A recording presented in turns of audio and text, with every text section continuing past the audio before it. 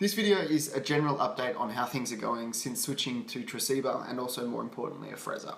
There'll be a few positives as well as some negatives as I see them.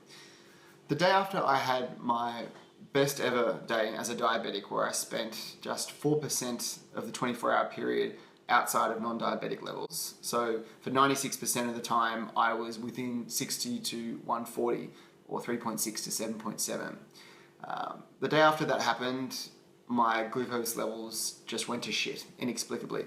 I couldn't work out what happened, what I was doing wrong. I tried changing pretty much everything. I even went back onto injectable insulin for a couple of days because I was desperate. Eventually I worked out what the problem was. I had stupidly changed my basal insulin pen with a Levemir cartridge, putting in a Levemir cartridge rather than a Tresiba one. This was pretty disastrous for my glucose levels as Levemir and Tresiba have dramatically different dosage requirements and a different profile of action. Once I realized the mistake that I'd made, I changed back to Tresiba and my fantastic glucose results returned pretty quickly. It was basically like turning a switch back on. It was also during this period that I had the only major hypo event I've had since going on Afrezza. It was caused by Levemir's very noticeable peak, which in this instance occurred at around 2 AM. I mention this incident because I'm not really sure what way it'll impact my A1C levels, which are due to be tested for the first time since going on Afrezza in about a month. And I've got some experiments planned for future videos, but as I said at the start of this video, I want to use this as a chance to talk about some of the day-to-day quality of life improvements that I've noticed since going on Afrezza and Tresiba, and also mention some of the challenges that using these treatments have created. First up, there's the benefit of not counting carbs anymore. This one is a bit of a no-brainer. No more complex mathematical equations for dosing, often at the dinner table and often with friends. No more worrying about the serious side effects of getting those mathematical equations even slightly wrong. To non-diabetics, how often are your eyes bigger than your stomach when you're eating? You'll get halfway through a meal and think, I'm so full, I cannot have another mouthful. For diabetics on injectable insulin, when this happens, you generally just have to suck it up and keep eating, no matter how full you are. Because if you don't, the insulin that you had to dose for that meal will result in an overdose. And that's just one of the many pretty banal, but in the end pretty significant quality of life improvements that going on Afrezza creates. Then there's the improvements to my social life. Since starting on Afrezza, I've been out to dinner with friends more than I ever have been, which has greatly improved the normality of my life. And in addition to that, because I don't count carbs anymore, I no longer need to be as militant about knowing exactly what's in the food I eat. For example, I don't need to hassle friends and get them to list every single ingredient in the meal that they've just gone out of their way to cook for me, as well as the exact quantities of those ingredients.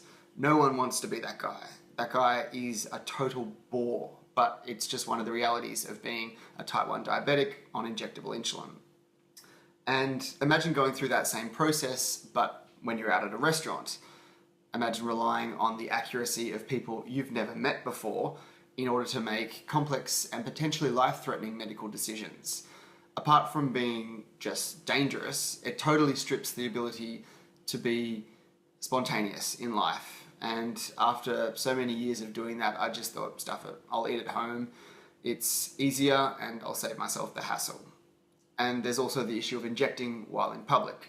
I've definitely noticed there's been far fewer people staring at me when I bring out the Afrezza inhaler than used to when I injected in public. Fortunately for me, injecting in public was never a problem. I never felt particularly self-conscious about it.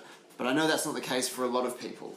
Some are so embarrassed that they have to go to the bathroom to inject, which would be a really horrible stress on top of the stress of actually managing this chronic disease. For these people, Afrezza must be a huge relief. No more needles and no more having to worry about nosy people staring.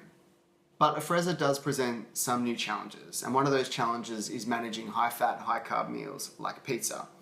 For those meals, which previously required split doses of injectable insulin, Afrezza is no silver bullet.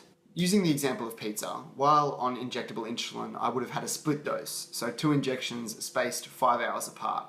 But because of Afrezza's shorter action, it's out of my system so quickly, and this means that I need more than 2 doses. and managing glucose levels with meals like this without a CGM can be tough. With injectable insulins, there are courses like the 5-day Daphne course, which are all about training people how to calculate dosages and better understand injectable insulins.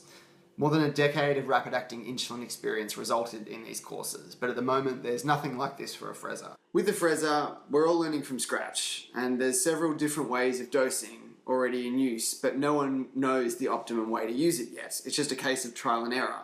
So I hope to build this site into the missing manual for new Afrezza users. Now to Tresiba. I think Tresiba is the holy grail of basal insulins, and it has improved my quality of life in many ways. The first is not having to be home twice a day on time. And in my experience, Lantus and Levemir, and from what I can gather about Toujeo, do not last 24 hours, no matter what the drug companies peddling them claim. Levemir, for me, didn't even last 12 hours. This meant I had to factor in basal dosage time into my life very heavily. I had to be home from work or home from a social event on time, otherwise my glucose levels would rise quite quickly. The continuation of this perk is I can now sleep in without having to worry about my glucose levels rising, and not setting my alarm clock on the weekend is glorious, and something that previously I've never been able to do, again, without paying for it later with high glucose levels. The one challenge I've found with using Tresiba is the correct dose for the weekday when I'm less physically active isn't necessarily the correct dose for the weekend when I'm more physically active. And it's not as simple as having less insulin on Friday to prepare for the weekend when I might be more physically active, because Tresiba lasts far too long for that. But from my experience, this problem seems to be easily managed by just having a little bit of extra sugar when you're physically active and just keeping a closer eye on blood glucose levels. And considering how simple a fix that is, I would much prefer that to the many problems that having Levemir and Lantus created. So that's it. Thanks for watching, everyone.